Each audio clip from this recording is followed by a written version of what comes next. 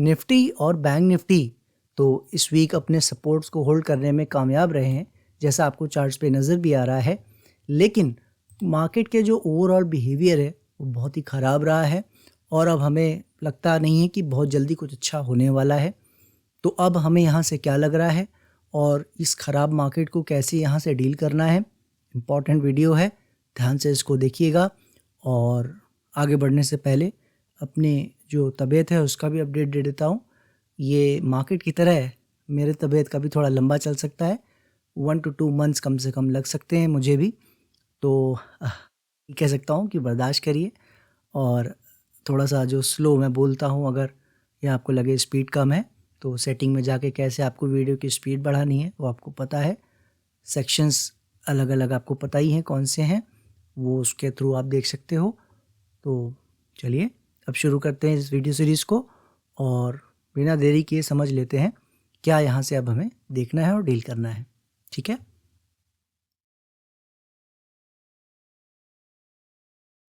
तो चलिए सबसे पहले देख लेते हैं सेक्टर्स ने क्या किया है और वो क्या बताने की कोशिश कर रहे हैं। शुरुआत फार्मा से करेंगे। फार्मा आप देख रहे हो बड़ी मुश्किल से सपोर्ट होल्ड करता नज़र आ रहा है, जो कि अच्छा साइन नहीं है, लेकिन फिर भी अभी जब तक सपोर्ट होल्ड कर रहा है हम बस अच्छे की उम्मीद कर सकते हैं। अभी फ़िलहाल ओके है। मेटल जैसा मैंने पहले कहा था आपको, रेंज बना के ज़रूर खड़ा हुआ है लेकिन इसके लक्षण अच्छे नहीं दिख रहे हैं, दूर रहना है और कुछ करने को नहीं है। एनर्जी में पहले ही दूर हैं, चार्ट आपको नज़र आ रहा है और भी गिरता चला जा रहा है, दूर ही रहना है। आपको पता है हम लोग 28,800 इसके आसपास ही, जहाँ तक मुझे लेवल याद आ रहा है, यहीं पे हम बाहर हो गए थे। अभी 23,000 आ चुका है, तो आप समझ सकते हो कि इस लेवल की फॉल एनर्जी सेक्टर में आई है। आईटी अभी तक सपोर्ट होल्ड कर रहा है लेकिन लक्षण इसके भी ठीक नहीं दिख रहे हैं, बट अभी तक चूँकि लड़ाई जारी है तो बेनिफिट ऑफ डाउट हमेशा लेवल्स को देंगे। अभी तक ओके है, ओके ही मानेंगे। ऑटो की बात करें, ऑटो आप देख पा रहे हो वो पहले से ख़राब था, अभी भी ख़राब है, उसमें कोई भी चेंज नहीं है, इससे भी दूर ही रहना है हमेशा की तरह। एफएमसीजी हमें एक सबक सिखाता है, जो हमने आपको हमेशा यहाँ समझाने की कोशिश की है कि क्यों हमें आगे आगे और जल्दबाजी में काम नहीं करना होता है। बजट देखकर कई लोग आ गए थे ये बताने कि मार्केट में अब कंजम्पशन को बूस्ट मिलेगा और अच्छा होगा और हाथ में पैसे लोगों के आ गए हैं और ऐसा हो जाएगा और वैसा हो जाएगा। वो जब होगा तो होगा। मार्केट हमेशा डायरेक्टली काम नहीं करती है इकॉनमी के, ये मैं पहले भी बहुत बार समझाने की कोशिश कर चुका हूँ। आज एक बार फिर मौका मिला है, वो आपको दिखा रहा हूँ। ये बजट की चाल आई ऊपर, आपने देखा, बहुत ही शानदार, और कैसे मारा है। तो बजट के नाम पर कि इसे फंसाना किसे कहते हैं ये आपको नज़र आ रहा है, क्योंकि नॉर्मल पब्लिक तो यही सोच रही थी कि अब कंजम्पशन को बूस्ट मिलेगा, लोग टीवी खरीदेंगे, फ्रिज खरीदेंगे, पैसा हाथ में आया है, मॉल जाएंगे, ये खाएंगे पिएंगे तो सारा कंजम्पशन स्टोरी बढ़ेगा। ये रहा आपका कंजम्पशन स्टोरी। तो जब बढ़ेगा तब बढ़ेगा, दूर रहना है, जैसा हम लेवल वाइज बात करते आ रहे हैं। ठीक है, पीएसयू बैंक की बात करें, पीएसयू बैंक भी मुश्किलों में आता नज़र आ रहा है। एक बार नीचे गया था, कोई बात नहीं, ये दूसरी बार जाना ठीक नहीं है। तो बहुत जल्दी अगर वी शेप रिकवरी कर लेता है तो ठीक है, वरना पीएसयू बैंक भी मोर और लेस अब मुश्किल में आता नज़र आ रहा है।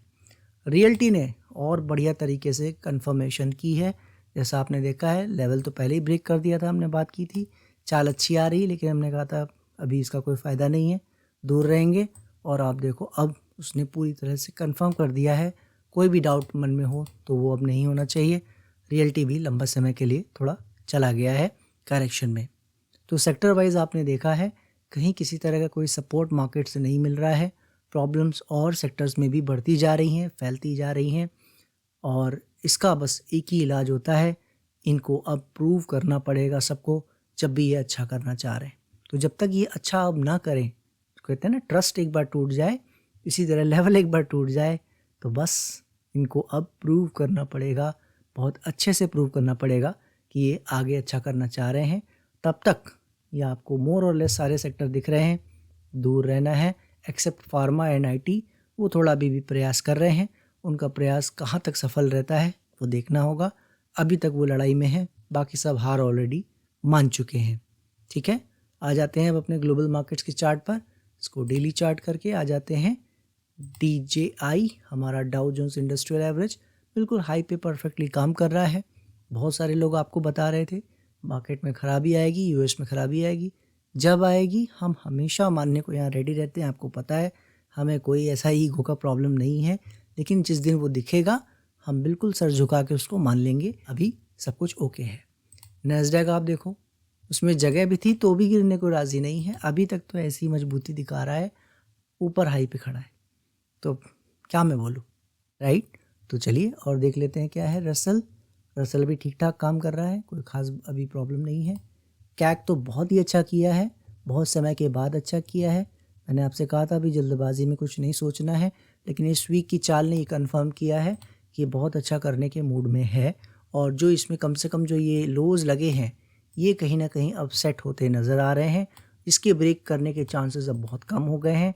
और लेवल वाइज अब जब तक ये एरिया ब्रेक नहीं करता है विच इज़ 7600 टू 7580, तब तक आप ये मान के चलो इसमें कोई भी आपको अगर फॉल दिखता है तो वो ऊपर अच्छा करने के उस पर्पज़ से हो सकता है। तो अभी तक इसके जो लक्षण हैं वो अच्छे हैं, लेकिन बात वही है, पहला मूव है, इसके आगे क्या करता है वो देखना होगा। उसके लिए ये सपोर्ट हम फॉलो कर सकते हैं, ठीक है। तो किसी भी करेक्शन में इस सपोर्ट के साथ देखेंगे हम क्या करता है। डैक्स हमारा फेवरेट इंडेक्स आपको पता ही है, लाइफ टाइम हाई पे लाइफ टाइम हाई बनाता जा रहा है। यहाँ हमने आपको 20,400 500 के आसपास ये सपोर्ट लेवल दिया था कि ज़्यादा दूर नहीं देखना है। 19,300 का ये सपोर्ट अब वो भी बहुत दूर हो चुका है, तो इसे रिवाइज़ कर देते हैं। ये एरिया अब हमारे लिए 20,500 का है। जब तक इसके ऊपर काम कर रहा है कोई इशू नहीं है, ठीक है। आ जाते हैं यूके 100 के चार्ट पर, वो भी फर्स्ट क्लास तरीके से काम कर रहा है। याद रखना है करेक्शन आ सकती है, वो कोई बड़ी बात नहीं है, लेकिन अब ये नीचे के एरियाज़ को ब्रेक करे ये बिल्कुल नेगेटिव माना जाएगा, ये याद रखिएगा। तो वो नहीं होना चाहिए, बाकी सब ठीक है। बात करें निकाई की, बड़े खेल में है, रेंज में है, जैसा हमने एक्सपेक्ट किया था वो कर रहा है। दूर रहने वाली बातें हैं इसमें। ये बहुत अच्छा कर रहा है, जिसका ब्राज़ील का इंडेक्स है बोवेस्पा, बहुत अच्छा करने की कोशिश कर रहा है। लेकिन जैसा मैंने आपसे कहा था यहाँ पे ही करीब नवंबर में कि इसने समय बढ़ा लिया है, तो अगर चाल भी आ रही है तो अभी हम जल्दी खुश नहीं होंगे, थोड़ा इसके बिहेवियर को देखेंगे। बिल्कुल सीधे अच्छा कर जाएगा तो हम मान लेंगे, मगर उसमें थोड़ा समय लगेगा, ठीक है। आ जाते हैं डॉलर इंडेक्स, जो हमारे लिए प्रॉब्लम कर रहा था वो कहाँ है। पहली बार इसने अच्छा काम किया है, अब नीचे आने की जेन्युइन कोशिश करता नज़र आ रहा है, जो कि बहुत अच्छा साइन है। आप देख रहे हो ऊपर गया भी था 109 के आसपास, अभी 106 आता नज़र आया है, बहुत ही अच्छी बात है ये, है ना। तो ये एक आप कह सकते हो ग्लोबल मार्केट के लिए भी पॉजिटिव बात है। तो डॉलर इंडेक्स नीचे आ रहा है, ग्लोबल इंडेक्सेस के आपने देखे सारे स्टॉक मार्केट के इंडेक्सेस अच्छा करने की कोशिश कर रहे हैं, और लोग बात कर रहे हैं कि नीचे गिर जाएगा। मैं कभी भी किसी चीज़ को मानने के लिए रेडी रहता हूँ, क्योंकि मुझे मालूम है ये मार्केट है, यहाँ कुछ भी हो सकता है, कभी भी हो सकता है। लेकिन आगे आगे हम लोग जैसे काम नहीं करते हैं। अभी जो मैं आपको FMCG पे समझा रहा था, देख लिया है आपने उसमें क्या हुआ है। हम दूर रहने की बात क्यों करते आ रहे हैं? ऐसे एक्सीडेंट ऐसी जगहों पे ही होते हैं जहाँ हम दूर रहते हैं, समझ रहे हो आप। तो अभी क्या है, ग्लोबल मार्केट कह रहा है कोई इशू नहीं है, ग्लोबल मार्केट में जब इशू आएंगे तो उसकी बात करेंगे। अभी सब कुछ ओके है ग्लोबल मार्केट में। प्रॉब्लम यह है कि इनके अच्छा करने से हमारी मार्केट को कोई फ़र्क नहीं पड़ रहा है, ना ही कोई बेनिफिट हो रहा है। तो इसीलिए इनकी खुशी में हमारी खुशी नहीं हो रही है। हमें ध्यान बस देना है कि ये दुखी ना करें, है ना। तो बस इसको देखते रहेंगे। चलते चलते बाकी है देख लेते हैं। US 10 ईयर का बॉन्ड यील्ड आप देखो, ये भी थोड़ा नीचे आने की कोशिश कर रहा है, बहुत नहीं आया है लेकिन ओके काम कर रहा है, कम से कम ऊपर नहीं जा रहा है, अभी हम ये कह सकते हैं। अपने INR को देख लें तो ये वो ऐसा इंडेक्स है जिसमें मैं बहुत कम बार टारगेट दिए हैं, मगर हो जाते हैं इसमें टारगेट, और जब भी होते हैं तो ये वो इंडेक्स है जिसमें मुझे दुख होता है मेरे टारगेट होने पर। 88 के आसपास का हाई इसने लगा लिया है इस वीक, और अब आपने देखा है बहुत अच्छा फॉल वहाँ से 86.5 तक का आता नज़र आया है। तो अब ये कितना और गिरेगा नहीं गिरेगा, फिर चला जाएगा ऊपर, वो हम देखेंगे।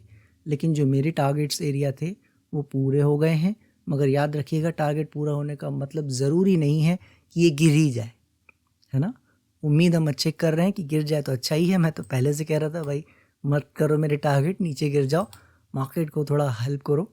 लेकिन अब वो गिरने को राज़ी नहीं है। तो देखते हैं, फ़िलहाल पहला साइन अच्छा मिला है फॉल का, देखते हैं आगे क्या करता है। ठीक है, तो यहाँ से थोड़ी बहुत राहत तो मिली है। क्रूड ऑयल पे आते हैं, तो याद रखिएगा 82-83 का एरिया, ये जब ब्रेक करेगा तो ये प्रॉब्लम बड़ी करेगा। फ़िलहाल तब तक कोई इशू नहीं है, अभी नीचे ही समय बिता रहा है। ठीक है, अब आ जाते हैं अपने दूसरे चार्ट पर, इंडियन चार्ट्स पर। इसको कर देते हैं 3 आवर्स। जूनियर निफ्टी चलते चलते देख लेते हैं, हालत बद से बदतर होती जा रही है। क्यों हम दूर होने रहने की बात करते आ रहे हैं इन एरियाज से, आप समझ गए होंगे। लेवल ब्रेक करने के बाद से हमारा क्यों इससे मन उचाट हो गया था, देख ही रहे हो आप। 15% से ज़्यादा का फॉल आ चुका है हमारे लेवल ब्रेक करने के बाद। ठीक है, दूर रहना है। स्मॉल कैप ये जो इंडेक्स है, इसने परेशानी इस वीक कर दी है, जो आपको नज़र आ रहा है। मैंने आपसे पहले ही कहा था कि ये चाल अच्छी ज़रूर आ रही है, बट इसे इस नीचे लेवल के आना ही नहीं चाहिए था। ठीक है, और वो इसने आके ही बता दिया था कि प्रॉब्लम है, मगर इस वीक के फॉल ने उस पर पूरी मुहर लगा दी है कि प्रॉब्लम है। ठीक है, कितनी है, कैसे है और इसको डील कैसे करना है, अभी कंक्लूजन में बात करेंगे। सबसे पहले देख लेते हैं बैंक निफ्टी के चार्ट को। बैंक निफ्टी के चार्ट को देखने से पहले माफ़ कीजिएगा, किसी ने मुझसे गोल्ड पूछा था और मैंने उसको जवाब नहीं दिया है, तो मैं गोल्ड का चार्ट यहीं आपको दिखा देता हूँ। डेली चार्ट करके बहुत ही शानदार तरीके से भाग रहा है। 85,000 86,000 हो चुका है। आपको पता है मेरा ध्यान थोड़ा सिल्वर में ज़्यादा रहता है, वो भी अच्छा कर रहा है, ये भी अच्छा कर रहा है, ये इनफैक्ट ज़्यादा अच्छा कर रहा है इस वक्त। तो आप कह सकते हो जब इसमें कोई प्रॉब्लम ही नहीं है तो कुछ सवाल पूछने का है ही नहीं।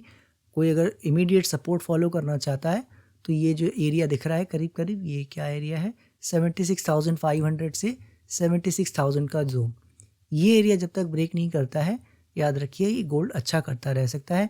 करेक्शंस आ सकती हैं, थोड़ा समय बिता सकता है। इनके पास समय होता है कमोडिटीज़ और करेंसीज़ में, आपको जैसा पता है, तो वो समय ज़रूर बिता सकता है, मगर ये एरिया जब तक ब्रेक नहीं करेंगे, ट्रेंड ऊपर का ही इसका चलता रहने की पूरी संभावना है। ठीक है, तो इस हिसाब से इसे देखेंगे। और अब आ जाते हैं 3 आवर्स के चार्ट और बैंक निफ्टी पर। बैंक निफ्टी आप देख रहे हो, एक चाल आई थी, फिर वापस आता नज़र आ रहा है। अब लोज जब तक नहीं कटते हैं तब तक कोई प्रॉब्लम नहीं है, लेकिन आप देख रहे हो मुसीबतें इसकी भी कम नहीं हो रही हैं। फाइट अच्छी कर रहा है, इसमें कोई डाउट नहीं है। अभी तक होल्ड करके खड़ा हुआ है। जहां निफ्टी अपने लोज पे है, ये अभी अपने लोज पे नहीं आया है। आप इस तरह से कंपैरेटिवली इसको मजबूत बोल सकते हो, लेकिन बात वही है कि क्यों आप इतना नीचे समय बिता रहे हो अगर अच्छा करना है, राइट। तो मैं बस इसमें इतना ही कहूँगा कि अभी तक तो सब ठीक है, लेकिन वही बात है कि समय इसमें लग सकता है, जो कि इसने हमारे एरियाज़ ब्रेक करके बता दिया था, आपको याद ही होगा। तो ये वही चीज़ कर रहा है। तो समय अगर बिताता है कोई इशू नहीं है, नीचे लेवल नहीं कटना चाहिए, इस चीज़ को हमें देखना है। निफ्टी की बात कर ले आके, तो निफ्टी आप देख रहे हो नीचे जो सपोर्ट हमारे दिए हुए थे, और जैसा हमने बात कर रखी थी, ये सपोर्ट अच्छे हैं। जब तक इसके ऊपर है तब तक सब कुछ ठीक है निफ्टी में। आपने देखा इस वीक वो जो हम 24,500 से 25,000 जाने की बात कर रहे थे, वहाँ तक तो ये नहीं गया, और ये वापस आके उसी लेवल पे सपोर्ट ले रहा है अभी तक। क्या मतलब है इसका, और अब हमें मार्केट को कैसे देखना है, सभी बातों को फटाफट समझ लेते हैं। तो अपडेट ये है कि निफ्टी और बैंक निफ्टी अभी तक लड़ाई दिखा रहे हैं कि वो ओवरऑल सपोर्ट होल्ड कर रहे हैं, लेकिन चाल इनमें नहीं आ रही है, हरकतें इनकी अच्छी नहीं हैं, आप देख ही रहे हो। और जो सबसे इम्पॉर्टेंट बात जो मैंने आपको लास्ट वीक बताई थी कि जो साइकोलॉजिकल एस्पेक्ट है इसका, वो भी अब बहुत ख़राब हो गया है। लोग बॉटम बताने लगे हैं, जो कि किसी भी तरह से अच्छा साइन नहीं होता है इस तरह के सर्कमस्टेंसेस में। ठीक है, हर समय अलग अलग सिचुएशन में अलग अलग बातें एक्सेप्टेबल होती हैं, मगर ऐसी सिचुएशन में बॉटम की बात होना एक्सेप्टेबल नहीं था। और मैंने आपको लास्ट वीक चिंता दिखाई थी और आपने देख लिया है, फॉल इस वीक इतना ज़बरदस्त आया है, हर जगह आया है। और ये हो सकता है आपके लिए कोई इंसिडेंट हो, लेकिन मेरे लिए ये बिल्कुल प्री प्लानिंग मुझे नज़र आ रही है, क्योंकि ये खेल इनका हम 2016-17 से देखते और समझते आ रहे हैं। पहले नहीं आता था समझ में, मगर बाद में इनका खेल क्लियर होने लगा है। तो आप भी अब समझ गए होंगे कि मैं क्यों लास्ट वीक चिंता अपनी जता रहा था, वो मार्केट दिखा रही है। तो सपोर्ट ही ज़रूर फॉलो कर रहे हैं, अच्छा हो सकता है कर जाए यहाँ से अभी भी, मैं बिल्कुल मानूंगा कि अभी भी हो सकता है इनमें चाल आ जाए, लेकिन जो उसकी संभावना है, प्रोबेबिलिटी है, वो धीरे धीरे बहुत कम होती चली जा रही है कि ये अच्छा करेंगे। और स्मॉल कैप ने जो सबसे बड़ा जो हैमर मारा है इस वीक, जो कंफर्मेशन की जो मोहर लगाई है, फाइनल जिसको बोलते हैं, जो फाइनल जो नेल होती है कॉफिन में, वो लगा दी है। और मेरे हिसाब से आज की जो मोस्ट इम्पॉर्टेंट लाइन यही है कि स्मॉल कैप जो है और मिड कैप, वो मेरे हिसाब से अगर मार्केट में कुछ ऐसा कोई खास ड्रास्टिक बदलाव नहीं आया तो मिनिमम अगस्त सितंबर तक के लिए ये चले गए पूरी करेक्शन में, और तो मिनिमम ये सितंबर 2025 तक ये शायद अब अच्छा ना कर पाएँ। और ये करेक्शन जो कर रहे हैं, मैं आपको चार्ट पे भी दिखा देता हूँ समझाने के लिए। इनकी करेक्शन जो चल रही है आप देख पा रहे हो, ये मैं यहाँ से मानता हूँ, जो कि करीब करीब आप अगर मैं इसका टाइम आपको बताने की कोशिश करूँ तो ये करीब करीब जुलाई से चल रहा था, राइट। अगर आप कह सकते हो कि जुलाई से इसने आपको इतना परेशान नहीं किया है जितना जनवरी में किया है, राइट। तो जनवरी ख़त्म होते होते यहाँ पे आपने देखा ही है 28 जनवरी तक आके इसने हमें बता दिया था प्रॉब्लम है, लेकिन हम मान इसलिए रहते हैं, कहते हैं ना कि एक जब इतना देख लिया तो कुछ और सही, तो वो इस वीक कुछ और सही वाला काम भी हो गया है। तो अब पॉइंट यही है कि ये जो 4-5 मंथ्स 5-6 मंथ्स जो पहले के बीते थे, जो चार्ट पे आपको दिख रहा है, उसमें आपको कोई परेशानी नहीं हुई, सिर्फ जनवरी मंथ का पेन आप बर्दाश्त नहीं कर पाए हो, उसी में आपको इतना दर्द हो रहा है। तो मैं आपको ये अंदाज़ा दे रहा हूँ कि अब यहाँ से आने वाले 5-6 मंथ्स में कम से कम हाफ यानी 3 मंथ्स आपको जनवरी मंथ टाइप के देखने को मिल सकते हैं। यानी अब असली खेल आपको अब पता लगेगा कि फॉल मार्केट में किसे कहते हैं, और जिन्होंने अभी तक फॉल नहीं देखा है उनको इसका अंदाज़ा होगा।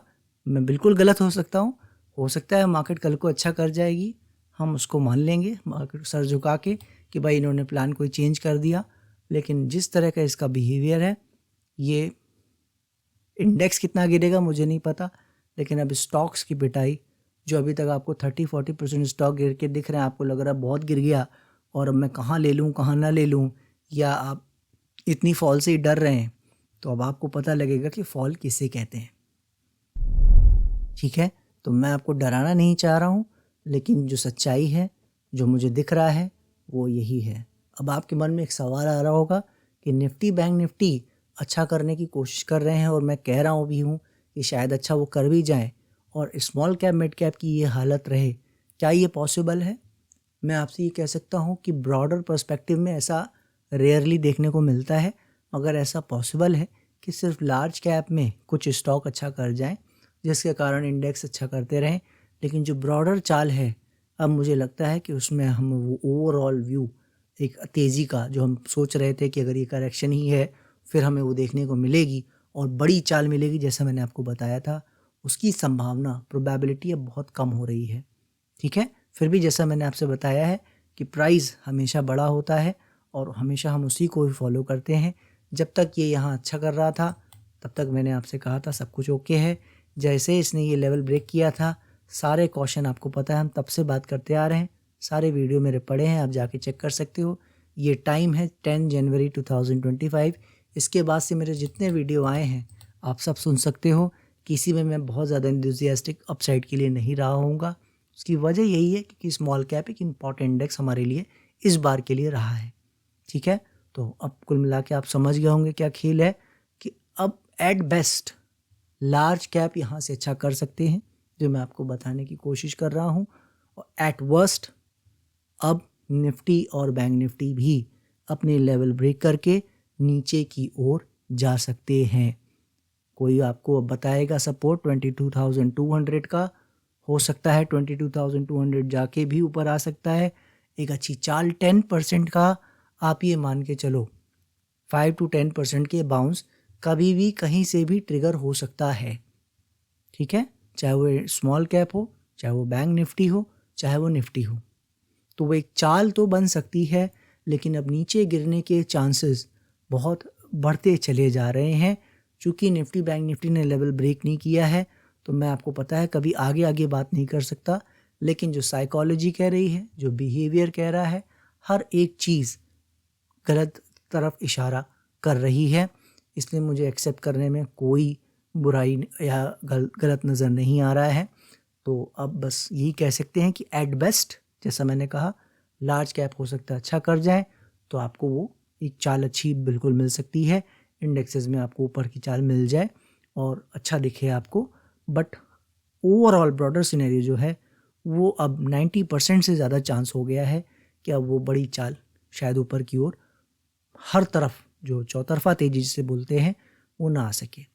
हम आपको पहले भी बताते आ रहे हैं, कुछ स्टॉक ऐसे 2024 अप्रैल मई में ही हमने बात कर रखी है आपसे, तब से बताते आ रहे हैं कि 2024 का टॉप अब उनमें जल्दी देखने को नहीं मिलेगा। वो मैं आपको पहले से वार्न करता आ रहा हूँ। और अब 2025 आ चुका है तो अब उसमें बढ़ोतरी ज़्यादा ही हो गई है, क्योंकि हालत आप देख रहे हो जनवरी के बाद से स्टॉक्स में क्या हुआ है। तो कई स्टॉक्स में अब वो इंक्रीमेंट हो गया है नंबर्स में कि वो अब बहुत जल्दी, मतलब कम से कम 2025 अगस्त सितंबर तो मिनिमम मुझे दिख रहा है, वरना पूरा 2025 सबके लिए कई स्टॉक्स के लिए तो ख़राब ही हो गया है। ठीक है, अब वो उतना अच्छा नहीं कर पाएंगे। उसमें कई स्टॉक आते हैं, मैं नाम नहीं लेना चाह रहा, बस यही कहना चाह रहा हूँ जो अभी तक मैं बोलता आ रहा हूँ कि इन्वेस्टर अगर किसी तरह कैश बचा के रखे हुए हैं, बचा के रखना है। क्यों मैं मना करता आ रहा हूँ उसका अब आपको समझ में आ रहा होगा, दिख रहा होगा कि कई लोग बहुत जल्दबाजी कर रहे हैं पैसा लगाने की। थोड़ा लेट लगाने की ताकत है तो मेरे हिसाब से ज़रूर रुकना चाहिए। भाई अगर चाल आ जाए फिर आप कहो यार अभिजीत ने मना कर दिया था, तो देखिए मैं सिर्फ अपनी बात रखता हूँ कि मैं कोई इंटरेस्टेड नहीं हूँ। स्मॉल कैप मिड कैप से काफ़ी हद तक मैंने हल्का हुआ हूँ, तो मैं तो आपको बस यही बता रहा हूँ कि कैश पे रहें, उसको संभाल के रखें। एफडी करनी है तो कर लें, जब चाहें तोड़ सकें आप। ठीक है, और जब भी कोई अच्छा अपॉर्चुनिटी मिले, पूरा जो कैश आपके पास है उसका 20% 25% कहीं चंक डाल दिया। ठीक है, और इस तरीके से कर कर के हम ये काम कर सकते हैं, लेकिन अभी उसका वो समय भी नहीं आया है कुछ कुछ डालना। एज एन इन्वेस्टर, जैसा मैंने कहा, आगे मौके मिलेंगे पैसे लगाने के, अभी दूर रहना है। और इनफैक्ट अगर मिड कैप स्मॉल कैप में अभी भी कुछ चंक है, कोई भी बाउंस मिलता है, मेरे हिसाब से वो मौका आपको इस्तेमाल करना चाहिए कुछ हल्के होने का।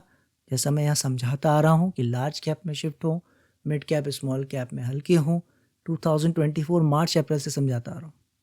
उसके कुछ रीज़न थे और आपने देख लिया है, साल भर होने को आ रहा है, कुछ नहीं हुआ है। इवन टॉप आपको जुलाई से मैंने दिखाया है स्मॉल कैप मिड कैप में लिटरली लग चुका है। मेरी नज़र में टॉप वो यहीं लग गया था चार्ट पे। एक्चुअली में इसके बाद की जो भी ये चाल है वो कुछ सेलेक्टेड स्टॉक की वजह से ही है। ये सारा करेक्शन, ये पूरा ये करेक्शन है, आप समझ लीजिए। मेरी नज़र में सबका अपना अपना तरीका होता है देखने का, तो वो साइकोलॉजिकली वो यहीं से करेक्शन शुरू हो गई थी और इसीलिए मैं आपको समझाता आ रहा था दूर रहना है। एक बात और कहना चाहूँगा जाते जाते, जो मेरे दिमाग में थी और याद आ गया लकीली, जिसका भी पोर्टफोलियो, जैसा कोई कहता है ना कि अभिजीत तो अब बता रहा है जब 30-40% स्टॉक्स ऑलरेडी गिर चुके हैं, राइट। तो मैं उनसे ये कहना चाहूँगा कि जिसका भी अगर पोर्टफोलियो जो है वो अगर देखता है कि मेरा 70-80% स्टॉक या तो पोर्टफोलियो में नेगेटिव हैं या हल्के प्रॉफिट लॉस में है, तो वो याद रखिए कि आपको पोर्टफोलियो बनाना नहीं आता है, आपको स्टॉक सिलेक्शन नहीं आता है और आपको राइड करना प्रॉफिट सर्टेनली नहीं आता है। ठीक है, जितनी जल्दी इस बात को समझ लेंगे, उसको एक्सेप्ट कर लेंगे, उतना अच्छा रहेगा। आप अपने जॉब, अपने प्रोफेशन, अपने बिजनेस में बहुत अच्छे होंगे। मैं आपका काम नहीं कर सकता, राइट, लेकिन ये काम एक अलग प्रोफेशन है, अलग बिजनेस है।